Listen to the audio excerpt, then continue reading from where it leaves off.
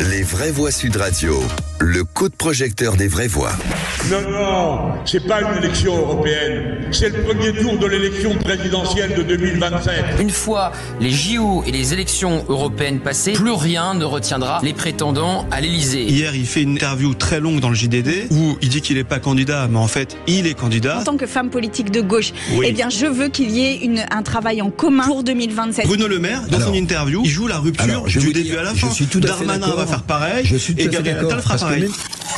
Et l'ambition présidentielle gagne. Le ministre de l'économie et des finances, en poste depuis 6 ans, Bruno Le Maire ne cache plus ses intentions pour 2027 qu'il décrit comme un acte de foi envers la France dans son livre à sortir cette semaine. Oui, et parlons vrai. Est-ce que pour vous, vu les difficultés du pays, ça vous semble décent ou pas qu'on parle déjà à tout bout de champ de la présidentielle qui aura lieu dans un peu plus de 3 ans?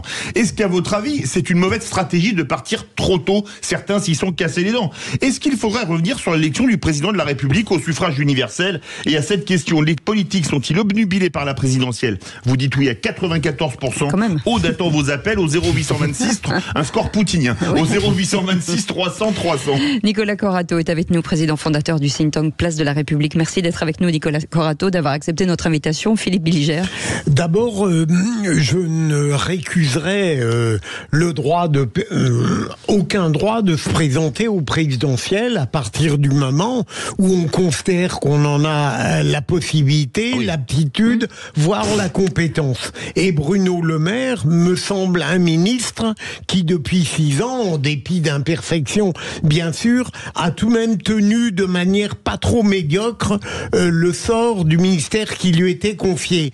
Mais pour répondre très directement à la question de Sud Radio, on en parle bien sûr largement avant l'heure, tout simplement parce qu'on sait qu'Emmanuel Macron ne se représentera pas et que d'autre part, bien sûr, il y a des concurrents qui sont déjà déclarés. Et pour la question en disant est-ce qu'il faudrait revenir sur l'élection au suffrage universel, je dirais surtout pas, parce que peut-être naïf, je suis tout de même persuadé que demain, une autre personnalité politique, Emmanuel Macron, saisi par une sorte de moralité politique, pourrait donner à la Constitution de la 5e une traduction plus acceptable pour la démocratie sans qu'on soit obligé de tomber dans la 6e à laquelle aspire Jean-Luc Mélenchon, dont peut-être, et c'est un bonheur de dialoguer avec un homme de gauche, je l'ai dit tout à l'heure. C'est vrai.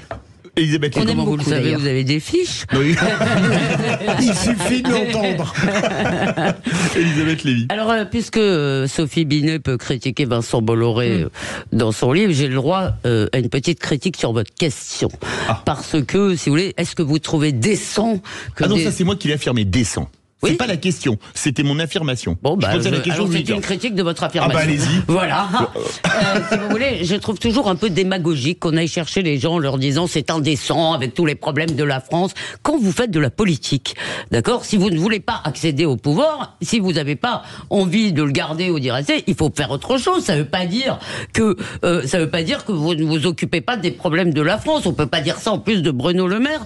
Et en plus, c'est là, moi, tout le monde dit ah oui, il écrit des livres. Bah oui, c'est un rares ministres qui lisent et qui écrivent, on va pas s'en plaindre. Donc, le problème, c'est que, vous l'avez dit, je crois que, je sais plus qui l'a dit, quelqu'un l'a dit, c'est qu'on est en fin de règne, et... C'est moi, évidemment. Voilà, évidemment, c'est la fin de règne avec ce truc que Emmanuel Macron peut pas se représenter, donc évidemment, ils sont tous en train de se tenir par la barbichette pour essayer de se filer des crocs en jambes, mais bon, la politique, c'est ça, c'est aussi ces affaires-là, faut arrêter, si vous voulez, d'opposer la grande politique et la volonté d'avoir le pouvoir. Je pense que le problème, c'est pas du tout que les gens soient omnibulés par la présidentielle. Le problème, c'est que les gens sont obsédés par la question de la conquête. Vous savez, il y a quelques années, il y avait un film qui s'appelait La Conquête, justement, avec Denis Podalides, qui jouait magistralement, voilà, le rôle de Nicolas Sarkozy. Et ça mettait vraiment en exergue le fait que, alors Sarkozy ou d'autres, après lui ou avant lui, sont effectivement obsédés par l'idée de la conquête. Donc, comment est-ce qu'on arrive au pouvoir, en l'occurrence l'occurrence au sommet de l'État en étant président de la République. Le seul job intéressant, comme disait Jacques Attali il y a quelques années, je crois, expression intéressante aussi. Et en fait, c'est ça le cœur du problème. Ça intéresse évidemment beaucoup les politiques, et je le conçois, d'accéder au pouvoir, mais ça les intéresse pas vraiment de gouverner, de mettre en place les réformes, parce qu'à vraiment on met les mains dans le cambouis et ça devient un peu moins ragoûtant, un peu moins sexy, et après on s'écroule dans les sondages. C'est ce qui se passe actuellement, et comme ça s'est toujours passé depuis des décennies. Nicolas Corato, est-ce que, je vais défendre ma crèmerie pour répondre à Elisabeth Lévy quand même, est-ce que le problème c'est pas l'élection du président de la République au suffrage universel, qui est une quasi-exception française? Je dirais que vos auditeurs ont raison, ce n'est pas un problème, c'est notre solution. En tout cas, c'est celle qu'on s'est choisie. Oui. On a choisi des institutions qui tournent toutes entières autour de la figure politique et institutionnelle du président de la République. Il ne faut pas s'étonner que les hommes politiques ne soient intéressés non pas que par ça, mais principalement par ça lorsqu'ils ont des ambitions nationales. Il n'y a pas d'autre mandat dans notre pays aussi important, aussi central que celui du président de la République. Donc, vous le disiez, il y a deux solutions. Soit on change de régime, ou soit on accepte de vivre avec ces institutions. Et à ce moment-là, il faut accepter le jeu politique qui consiste à ce que cette fonction attire ceux qui veulent véritablement prédestiner aux plus hautes fonctions dans notre beau pays de France. Et il n'y a pas 36 solutions. Tout tourne autour du président de la République. Est-ce que vous pensez, comme on le dit parfois, qu'il faut être un peu fou pour vouloir se faire président ? Alors, vous avez raison, c'est une vraie question.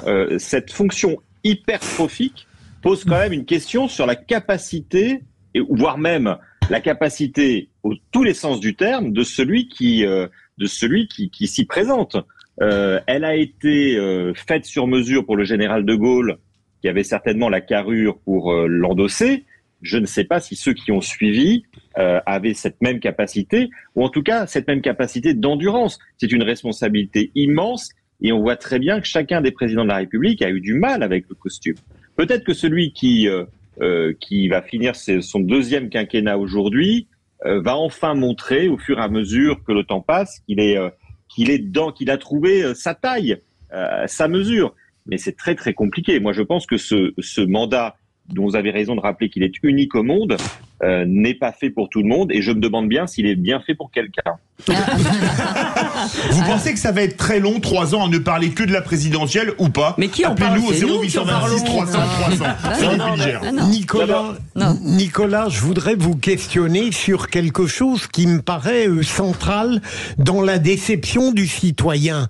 C'est l'articulation entre les campagnes, parfois remarquables, et l'exercice du mandat. Est-ce que vous ne croyez pas que, compte tenu de la manière traditionnelle dont s'accomplissent les campagnes, avec une floraison de promesses et d'engagements, ensuite l'affrontement avec le réel, que la déception est inévitable, presque inéluctable? Est-ce qu'il ne faudrait pas rêver, peut-être naïvement, d'un monde politique où les campagnes promettraient infiniment moins que le bilan d'après tiendra? Je veux dire par là que, au fond, qu'on ne reproche pas une personnalité politique de ne pas savoir mettre en œuvre, dans la rectitude absolue, un engagement, mais qu'on tienne compte de sa capacité d'action face au réel dont il a la charge. Pardon pour cette question trop longue. Non, mais je vous remercie, Philippe.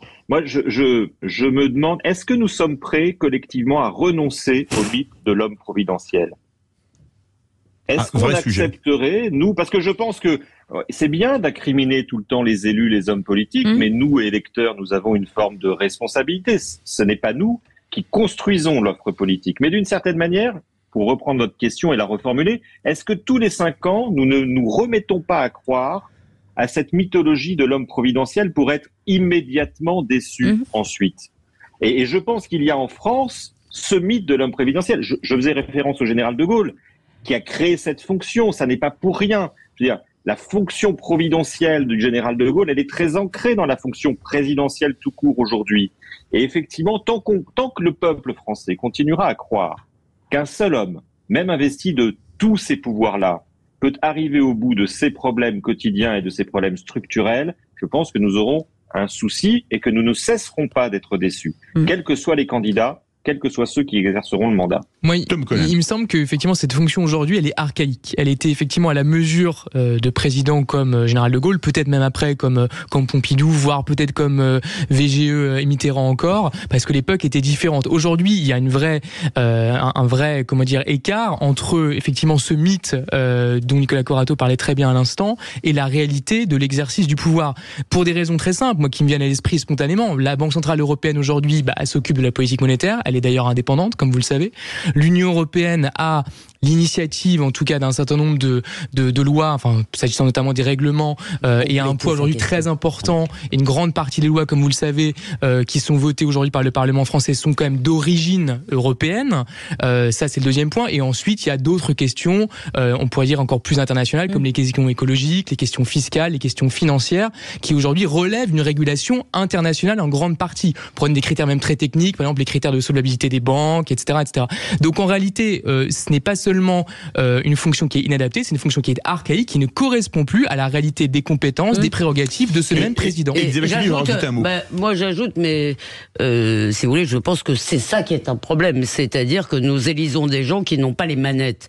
Et il me semble, d'ailleurs, le président Macron, quand il s'adressait aux fonctionnaires il y a peu de temps, vous avez dû suivre ça, qui a dit, en gros, qui a reconnu lui-même, d'ailleurs, et tous les présidents nous ont dit ça, qu'en fait, il faut pas croire que cette espèce de tout-puissant auquel on croit, qu'il appuie sur un bouton et il arrive à faire appliquer, disent-ils, je sais pas, peut-être un tiers de leurs décisions, parce que derrière, il faut que l'administration accepte. Je parle pas simplement des étages. Donc, si vous voulez, j'ai l'impression, pour en finir par une question, que ce qu'on reproche aujourd'hui aux présidents et aux politiques, c'est plutôt leur impuissance que leur omniprésence, omnipotence, etc.